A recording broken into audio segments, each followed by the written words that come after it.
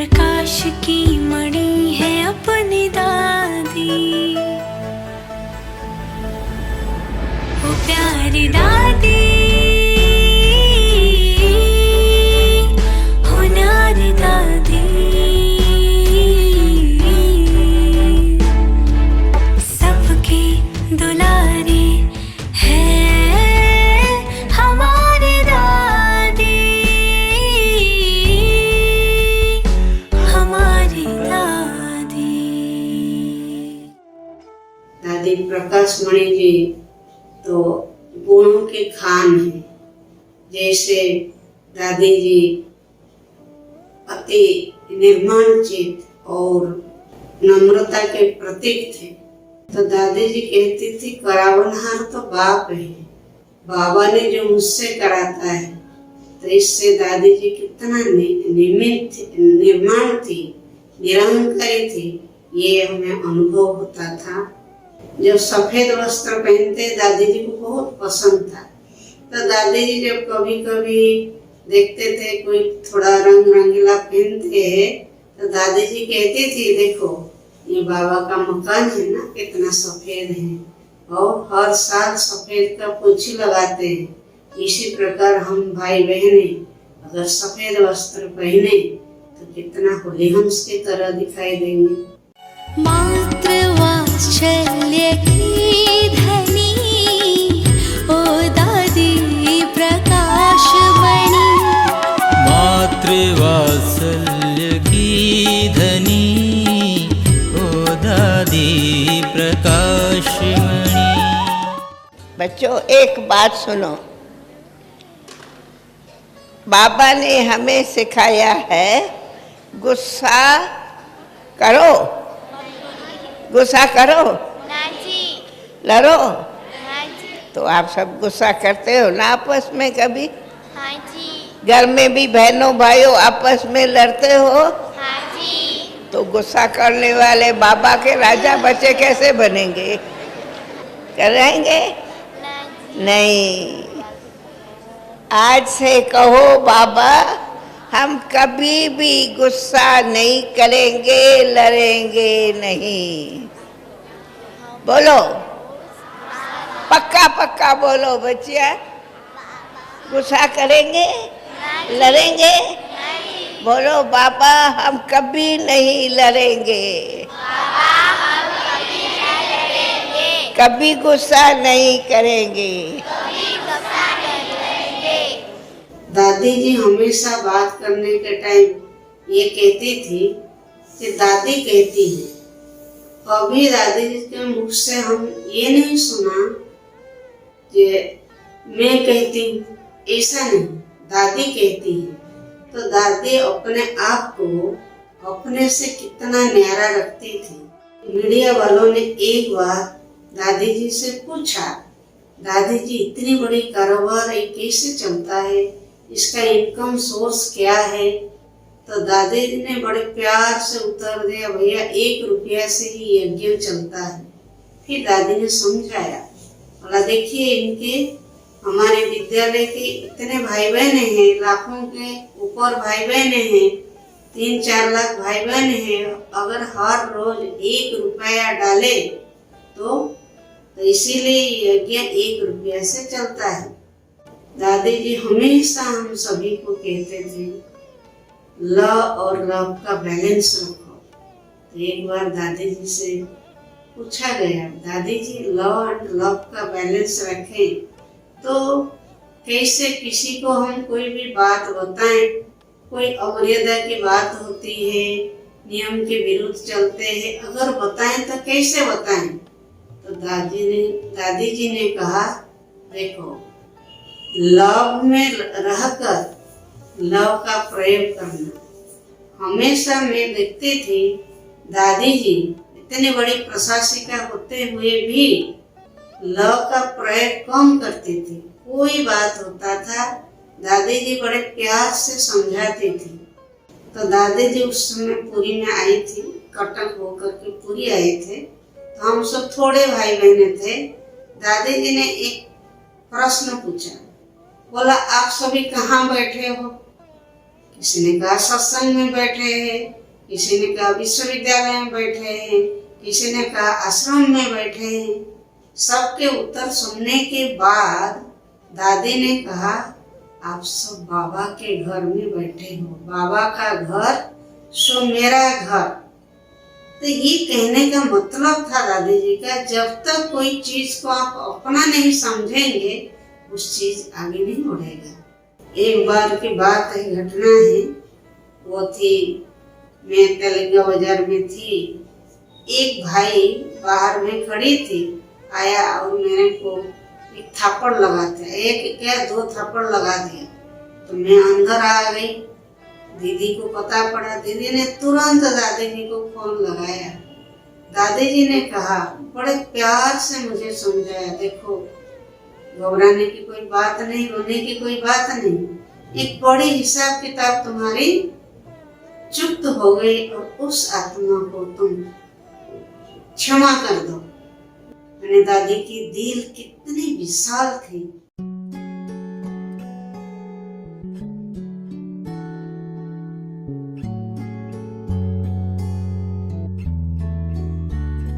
जो राह थी दिखाई दादी जी आपने, उस ज्ञान के सुपथ पर चलते ही जाएंगे। दादी जी आपको ना हम भूल पाएंगे, जो साथ में बीते पल वो याद आएंगे। ऐसा टाइम आया जो कटक में जमीन मिला, दादी जी आई थी फाउंडेशन स्टोन डालने के लिए। दादी जी जब फाउंडेशन स्टोन डाला यहाँ पर, डालने के बाद हमारी बड़ी दीदी जी ने दादी को कहा, दादी देखो मेरे पास तो इतना नहीं है, इतना बड़ा मकान कैसे बनेगा। तो दादी ने बड़े प्यार से कहा देखो कमलेश, 20 साल से तुम्हारे कोई काम रुका हुआ है क्या, तो ये भी मकान चुटकी से बन जाएगा। फिर दादी जाने के बाद 25,000 रुपये उस समय भेजे थे और रियली 1 साल में ये मकान खड़ा हो गया। जब दीदी और मैं दोनों साथ में गई थी और दादी जी को कहा, दादी जी आपको इसका उद्घाटन करने आना है। तो दादी जी ने कहा, दादी कभी 2 बार सौदा नहीं करती है, दादी गई फाउंडेशन में, उद्घाटन में नहीं। लेकिन ड्रामा ऐसा बना, दादी जी को उद्घाटन में ही आना ही पड़ा।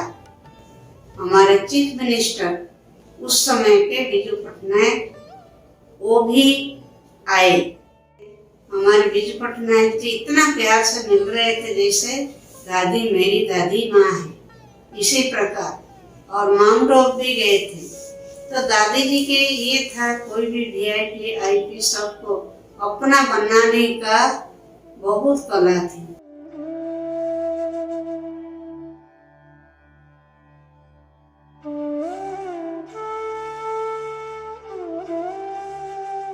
माउंट आबू में दादी जी लेबर मजदूर उनका भी बहुत ख्याल रखती थी। उनको हर साल 18 जनवरी आए तो दादी जी उनको गिफ्ट देती थी, उनका ये करती थी। आत्मा का स्वीट बाप से लव चाहिए, तुम्हें स्मृति आती, तुम कौन हो? कौन हो? बहुत अच्छा जवाब है। छाया भाई कौन हो? तुम हो शिव बाबा के लवर। तुम हो शिव बाबा के लवर, आधा कलब के लवर हो ना। रूहानी बाप की रूहानी बच्चों को नमस्ते, रूहानी बच्चों की रूहानी बाप को क्यों नमस्ते। बाबा मम्मा नमस्ते। दादी जी जब मुरली सुनाती थी, हम लोग, मैं तो अपने अनुभव कहती हूँ, मैं तो मुरली में जैसे मस्तान हो जाती थी। दादी जी मुरली चलाना और मेरे को एक अनोखी खींच होती थी। मैं सोचती मैं जितना जल्दी जा करके सामने बैठ करके मुरली सुनूं, इतना प्यार। दादी जी बहुत प्यार से हम लोग के साथ दादी जी खेलती थी। एक बार भट्टी थी, हम सब गए थे तो बहुत बारिश हुआ, इतना बारिश हुआ हमारे सारे ट्रेन कैंसिल हो गए। तो दादी जी ने कहा अरे अरे आओ आओ सब रुको, बड़े प्यार से बाबा के घर में आज गरम गरम पकौड़ी बना करके तुम सबको खिलाती हूँ, तुम्हारे साथ पिकनिक करूँगी। दादी जी इसलिए हमेशा जब जाते थे दादी जी पिकनिक कराती थी एक, और हम लोग के साथ दादी जी खेलती थी। हम दादी जी के साथ रिंग बॉल जो है वो भी मैंने दादी जी के साथ खेली हूँ।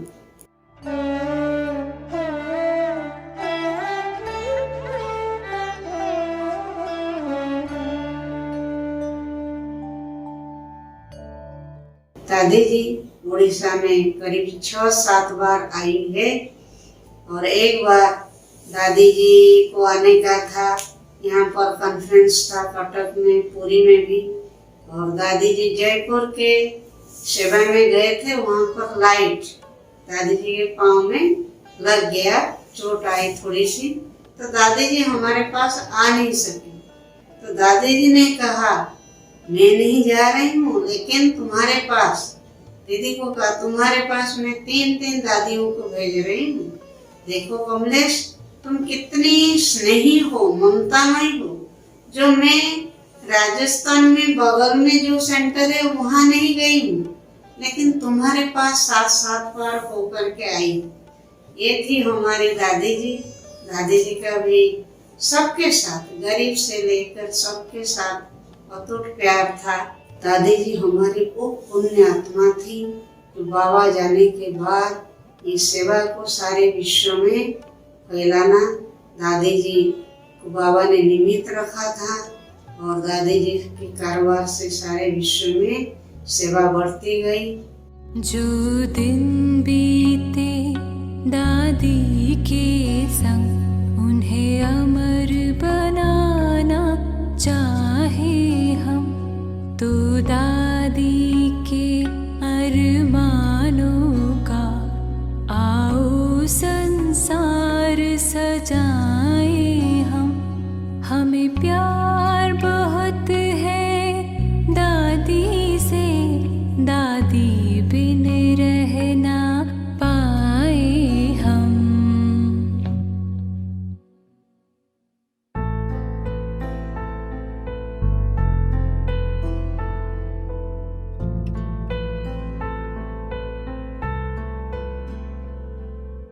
त्याग तपस्या सेवा की साकारी मूरत होकर,